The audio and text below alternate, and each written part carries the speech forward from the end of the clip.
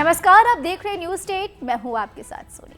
महाराष्ट्र विधानसभा चुनाव का रिजल्ट आए 7 दिन बीत चुके हैं। बीजेपी, शिवसेना, शिंदे और एनसीपी अजीत पवार गुट यानी महायुति ने 288 में से 230 सीटें जीती है, लेकिन अब तक शपथ पर सस्पेंस बना हुआ है।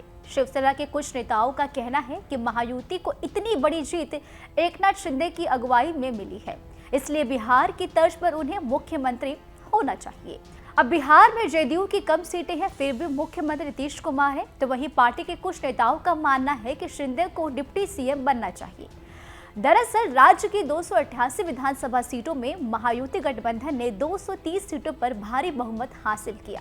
इसमें बीजेपी ने 132 सीटें जीती थी, जबकि उसके सहयोगी एकनाथ शिंदे के नेतृत्व वाली शिवसेना ने कम से कम 57 सीटें और अजीत पवार की अगुवाई वाली एनसीपी ने कम से कम 41 सीटें जीती थी, जबकि महाविकास अघाड़ी को महज 288 में से महज 46 सीटों से संतुष्ट होना पड़ा। तो वही इसी तरह महायुति गठबंधन ने 288 सीटों वाली विधानसभा में 234 सीटें जीतकर विपक्षी गठबंधन महाविकास अघाड़ी को बड़ा झटका दिया।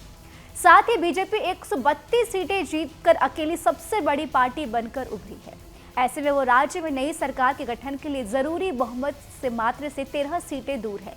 लिहाजा राज्य में नई सरकार के गठन में बीजेपी अपनी अहमियत और वर्चस्व का बरकरार रखना चाहती है और बीजेपी का साफ साफ कहना है कि मुख्यमंत्री तो उनका ही होगा। अब इसी बीच खबरें आ रही है कि 1 दिसंबर को महायुति की बैठक होने के आसार हैं और इस बैठक के लिए बीजेपी ने 2 ऑब्जर्वर्स दिल्ली में मुंबई आएंगे। उनकी मौजूदगी में बीजेपी विधायक दल की बैठक होगी और मुख्यमंत्री के नाम का ऐलान हो जाएगा। इसके बाद 5 दिसंबर को मुंबई के आजाद मैदान में नई सरकार का शपथ ग्रहण समारोह हो सकता है। अब बीजेपी सूत्रों से मिली जानकारी के मुताबिक संघ से हरी झंडी मिलने के बाद मुख्यमंत्री पद को लेकर देवेंद्र फडणवीस का नाम लगभग फाइनल है और शिवसेना और एनसीपी की ओर से एक डिप्टी सीएम शपथ लेंगे और शिवसेना की ओर से एकनाथ शिंदे या फिर बेटे श्रीकांत शिंदे को एनसीपी की ओर से अजीत पवार उप मुख्यमंत्री पद की शपथ लेंगे। शपथ ग्रहण समारोह में प्रधानमंत्री मोदी भी शामिल होंगे, लेकिन वो 3 और 4 नवंबर को उपलब्ध नहीं है। ऐसे में शपथ ग्रहण समारोह 2 दिसंबर या फिर 5 दिसंबर के दोपहर 1 बजे मुंबई के आजाद मैदान में हो सकता है। हालांकि सीएम फेस पर अभी भी सस्पेंस बना हुआ है और इस रेस में देवेंद्र फडणवीस सबसे आगे माने जा रहे हैं, लेकिन केंद्रीय मंत्री नितिन गडकरी और केंद्रीय राज्य मंत्री मुरलीधर के नामों की भी चर्चा जोरों पर है।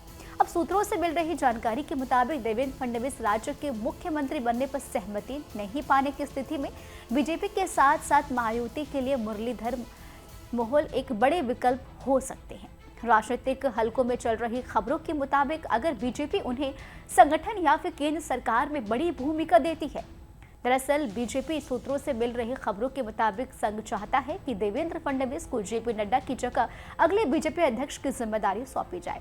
अगर ऐसा होता है तो मुरलीधर मोहोल राज्य के अगले मुख्यमंत्री बन सकते हैं और साथ ही अगर शिंदे और बीजेपी के बीच सीएम पद को लेकर सहमति नहीं बन पाती है तो बीजेपी किसी तीसरे विकल्प पर भी विचार कर सकती है। बीजेपी के पास पहले भी ऐसे कई उदाहरण हैं जब उसने अपने फैसले से सभी को चौंकाया है, फिर चाहे वो राजस्थान या मध्य प्रदेश हो। मुरलीधर मोहोल के पुणे से बीजेपी के सांसद हैं और केंद्र सरकार में सिविल एविएशन और सहकारिता राज्य मंत्री की जिम्मेदारी संभाल रहे हैं। वो महाराष्ट्र के प्रभावी मराठा समुदाय से आते हैं और संघ के करीब हैं। साथ ही उन्हें केंद्रीय मंत्री गृह मंत्री अमित शाह का विश्वास पात्र भी माना जाता है। ऐसे में संभव है कि मुरलीधर मोहोल को महाराष्ट्र के अगले मुख्यमंत्री पद की जिम्मेदारी मिल सकती है। फिलहाल इस खबर में अभी के लिए इतना ही। आपको हमारा वीडियो कैसा लगा हमें कमेंट करके आप जरूर बताएं और हमारे चैनल को सब्सक्राइब करना बिल्कुल ना भूलें।